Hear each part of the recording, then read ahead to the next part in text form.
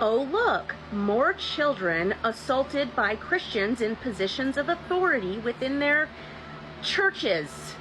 In episode 89,792,823 of It's Them, Not the Drag Queens or the LGBTQIA.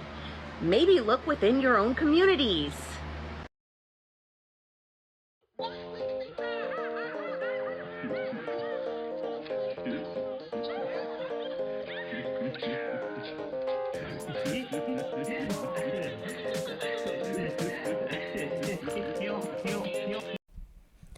The creation of a class that is not subject to criticism creates a caste ripe for committing abuses and excusing inexcusable behavior. Over the past few decades, this has become evident in places like the Catholic Church, which has been revealed to have facilitated and hidden decades of child murder, abuse, and sexual assault, but more recently in the trans movement. By arguing that trans women are of the most oppressed class and that to accurately report on their sex or their crimes is akin to a hate crime, it becomes easy for trans women, as a class, to get away with harmful behaviors due to their community protecting them, the same as the Catholic community did, and likely still does, for their priests.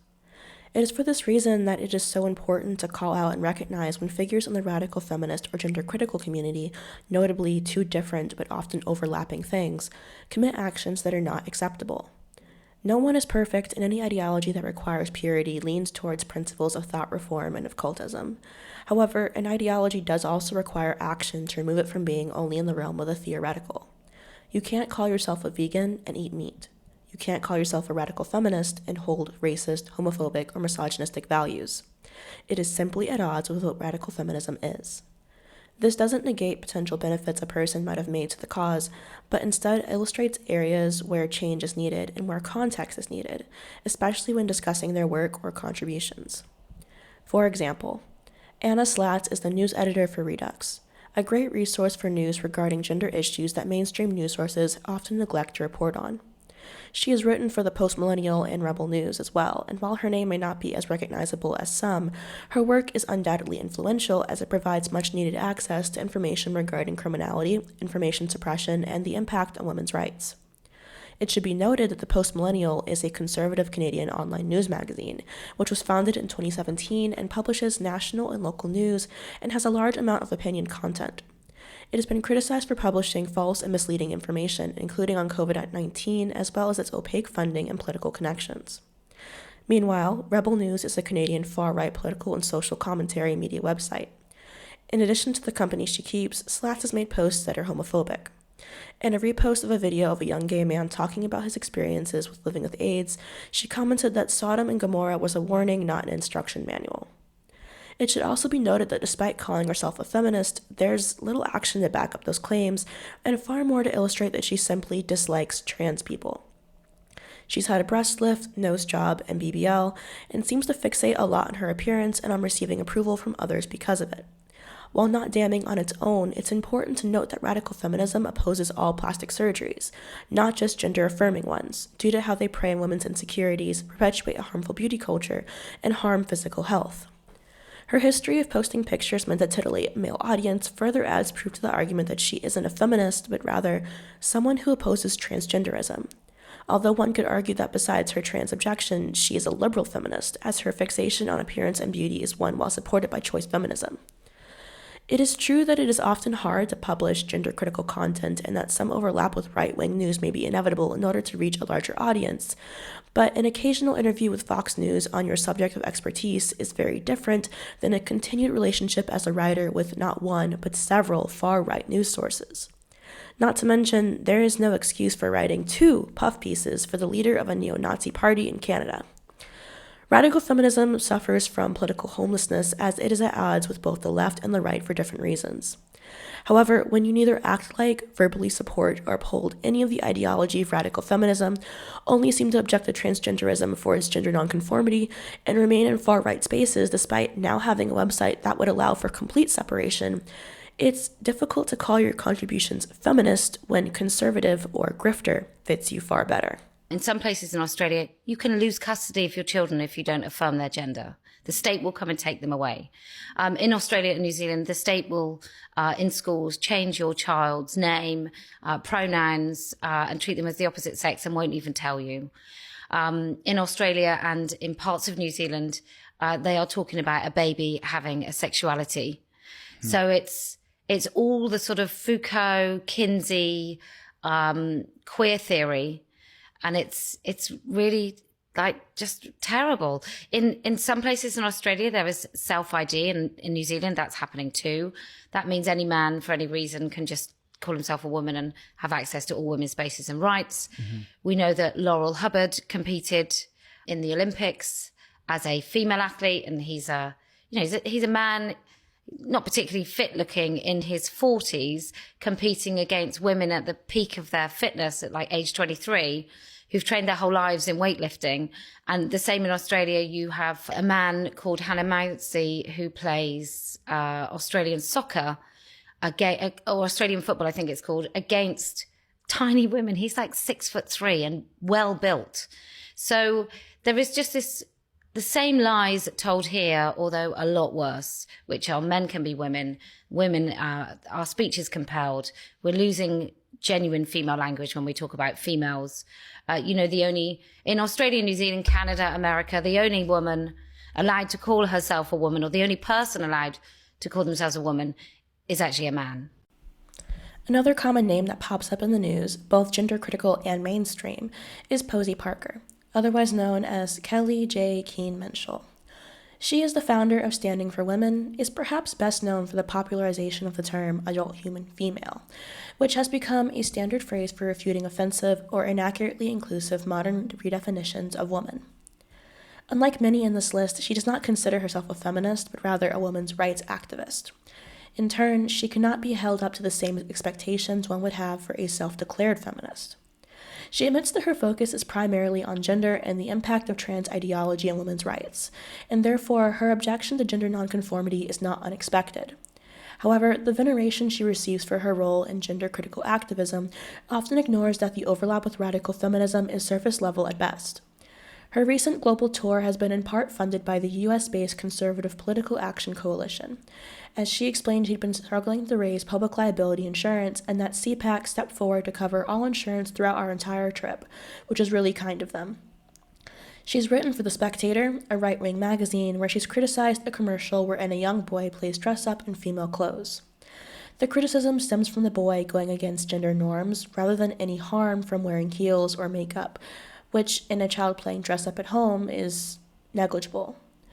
Women's Place UK cut ties with her over her stated views on race and religion in 2018 after a series of racist tweets.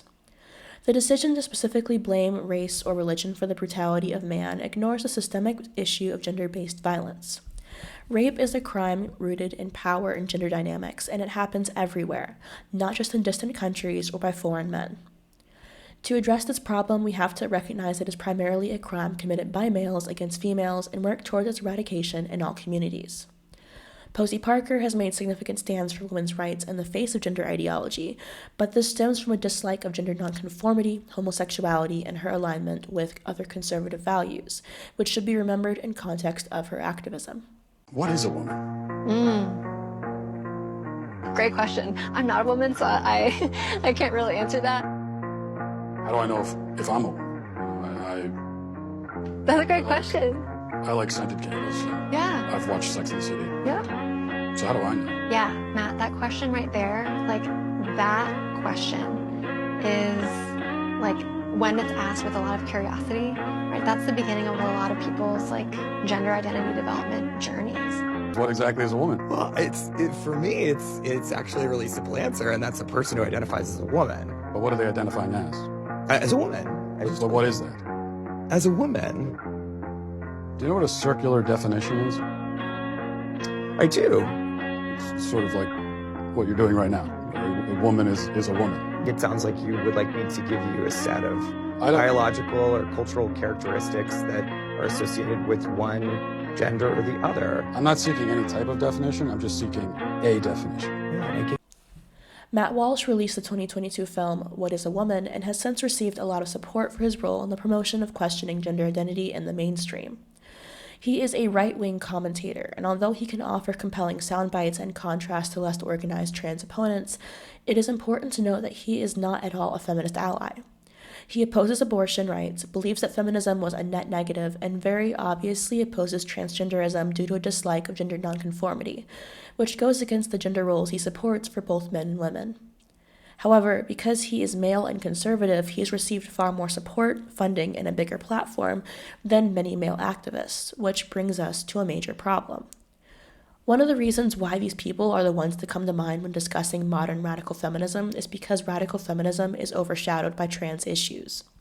Gender identity and trans issues provide not only a source of outrage and entertainment, but are also not far off from long-held beliefs about homosexuality and women's rights. It straddles that line that allows for moderates and conservatives to feel heard and to find community. It helps that there is a real sense of persecution, which also lends a sense of righteousness to those who hold those beliefs. The term TERF is so senseless and widely used that those who oppose gender ideology for the gender essentialism, homophobia, and misogyny are lumped in with those who just don't like men wearing dresses, and those who are uncomfortable with men and women's spaces but haven't thought about it more than that. Allying with the right occurs due to a need to reach a bigger platform, but it also allows for people who appeal to that larger conservative and moderate market to lead the movement and to speak for us all.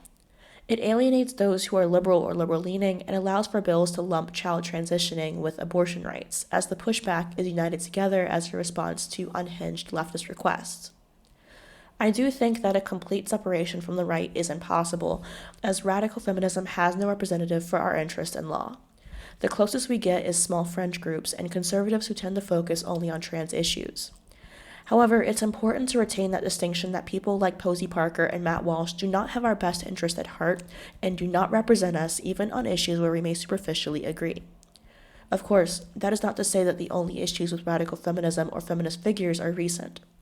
Even older radical feminists, those considered integral to the ideology, have aspects that should be criticized. Listen, I can't give any more information, but I fear I may have girl-bossed a bit too close to the sun. Simone de Beauvoir was one of the signatories of that letter that defended the legalization of pedophile relations, and also of another letter published by the newspaper Le Monde on January 26, 1977. And following a parental complaint made against her for corrupting one of her female students, was dismissed from teaching again in 1943. Andrea Dworkin wrote in support of bestiality and pedophilia in her earlier works. Primarily, bestiality, fucking between people and other animals, is found in all non-industrial industry societies. So secondary bestiality, generalized erotic relationships between people and other animals, is found everywhere on the planet, on every city street, and every rural town. Bestiality is an erotic reality, one which clearly places people in nature, not above it. Needless to say, in androgynous community, human and other animal relationships will become more explicitly erotic, and that eroticism would not degenerate into abuse. Animals will be part of the tribe, and with us, respected, loved, and free. The parent-child relationship is primarily erotic because all human relationships are primarily erotic. The incest taboo is a particularized form of oppression, one which functions as the bulwark of all other oppressions. The incest taboo ensures that however free we become, we never become genuinely free.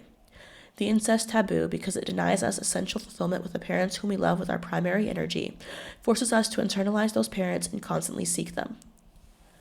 Does Beauvoir's support of pedophilia and personal actions of abuse negate the impact of the second sex in feminism? Should we ignore Dworkin's uncanny ability to name the impetus of female oppression because of statements in her earlier writing? For the same reason that I encourage everyone to read broadly, widely, from those they agree with and those they vehemently disagree with, is that it enables you to practice critical thinking and to build upon the works of others without being confined by it. Radical feminism is not confined to be and always remain what those in the 70s made it out to be. We have inherited it, and just as any movement changes over time, we change it as well. We are allowed to criticize, discard, and build upon previous insights as our movement evolves, and it is for this reason that it is important to be willing to call out actions that do not align with feminism as we define it today, intersectional and inclusive of all women, regardless of sexuality or race. Matt Walsh is not a feminist. Posie Parker is not a feminist. Anna Slatz is not a feminist. But they have made some impact on modern-day feminism in the slim category of trans criticism. The two are not mutually incompatible, and the world is not black and white. And it is important to note that while we do not agree on most things, we don't even agree on this thing. They have made some impact on feminism, regardless of if they intended to or not.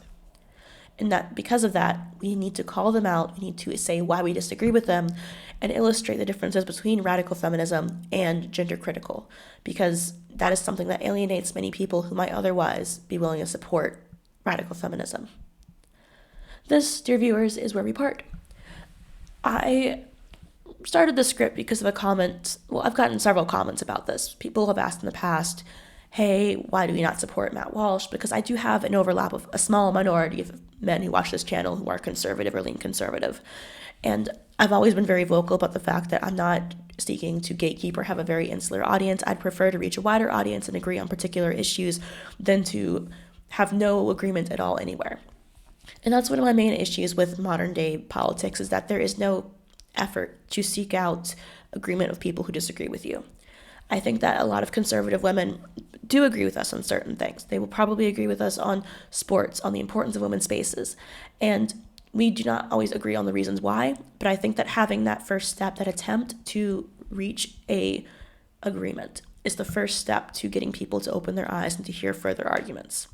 I think that it's very important to be willing to talk to people who you disagree with, not only because you have a chance to convince them of your argument, but because it allows you to further think through why you support what you support. If you can't support your ideology in the face of opposition, then are you following this ideology because you agree with it or because you're following a trend? And that's something that I think is very obvious when it comes to trans issues, to gender ideology, but maybe less so when it comes to radical feminism. If you guys have any comments, questions, or concerns, leave them in the comment section down below, and I'll see you guys next time. Bye.